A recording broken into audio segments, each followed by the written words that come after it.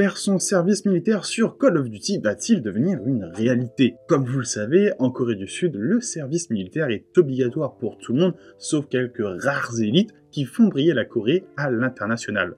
J'ai parlé du service militaire il y a quelques semaines ou quelques mois en évoquant le drama DP, et je vous conseille fortement dans ma vidéo que cette série. Le service militaire évolue et se réforme. Aujourd'hui se pose la question de la création d'une équipe nationale de l'armée en e-sport pour les jeunes en service militaire. Premièrement, pourquoi? Déjà, e-sport, je te parle pas de Kevin qui campe le spawn sur Call of Duty, mais du vrai e-sport, celui qui remplit des stades entiers. C'est un métier à part entière, nécessitant heures et heures de travail au quotidien, au même niveau que les sportifs professionnels.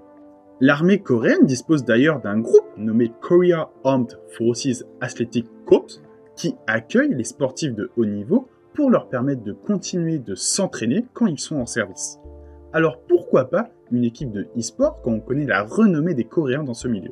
Actuellement, il y a 25 sports de représentés dans ce groupe. D'ailleurs, l'équipe de foot de la Korea Armed Forces Athletic Corps est première dans l'équivalent de la Ligue 2 coréenne et en très bonne position pour passer en Ligue 1. L'e-sport n'étant pas encore dans ce groupe spécial, partir au service militaire signifie la fin de carrière des joueurs professionnels coréens.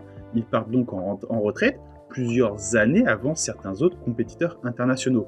Car oui, tu ne peux pas revenir 2 ans après comme une petite fleur, encore une fois je le redis, on parle du niveau professionnel, il faut s'entraîner tous les jours.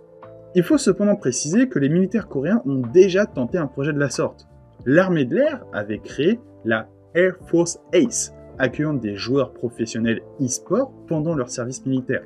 Cette équipe, qui a existé de 2007 à 2014, était dédiée au jeu StarCraft. Ce jeu est d'ailleurs maintenant bien moins présent sur la scène internationale, mais ce n'est pas pour cette raison que l'équipe n'existe plus. Ses résultats étaient éclatés au sol. Alors que certains des meilleurs joueurs du pays et même du monde étaient présents, le taux de victoire ne dépassait pas les 50%. De plus, alors que l'idée de permettre aux joueurs professionnels de continuer leur carrière et surtout de ne pas s'arrêter après le service militaire, un grand nombre, pour ne pas dire la majorité des membres du programme, ont stoppé leur carrière à la fin de leur service. Un ancien membre de l'équipe attribue cela au fait que ces joueurs-là étaient déjà sur un moment de descente en termes de niveau lorsqu'ils sont rentrés dans le programme. C'est un peu une sorte d'erreur de recrutement puisqu'on a mis dans ce programme des joueurs qui, dans tous les cas, allaient bientôt arrêter.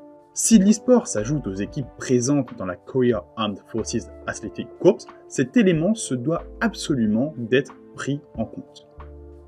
Mais pourquoi intégrer l'e-sport? Outre ce que j'ai déjà mentionné, il existe une autre raison relativement intéressante, l'argent. Si vous ne le savez pas, l'e-sport fait gagner de l'argent, beaucoup d'argent. Je parle là de plusieurs dizaines de millions de dollars pour les plus gros événements. Et les récompenses ne sont pas accordées aux joueurs directement, mais aux équipes. Signifiant que si l'armée crée une équipe et inscrit cette équipe à des concours, lorsqu'elle gagne, les gains reviennent à l'armée et non pas aux joueurs. Et on ne va pas se mentir qu'entre une victoire d'une équipe d'archers ou de patins sur glace ou une victoire d'e-sport, tu ne réfléchis pas 30 secondes, tu prends le chèque du gaming direct. Parce que tu peux gagner en une fois ce que les autres ne gagneront jamais en 10 ans. Alors que faut-il faire? Les joueurs de e-sport sont-ils des gens comme les autres ou ont-ils le droit à des privilèges?